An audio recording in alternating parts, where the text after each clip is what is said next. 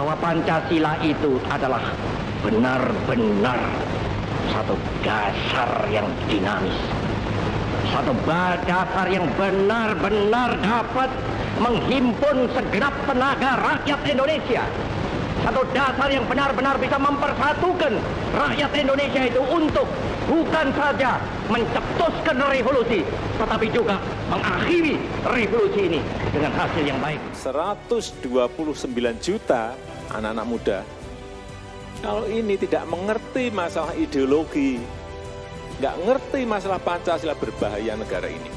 Saya mau, tapi yang penting di situ ada ideologi Pancasila. Bahwa bangsa Indonesia adalah bangsa yang beragam suku, budaya, bahasa, agama, keyakinan, dan ini hanya bisa dipersatukan dengan Pancasila.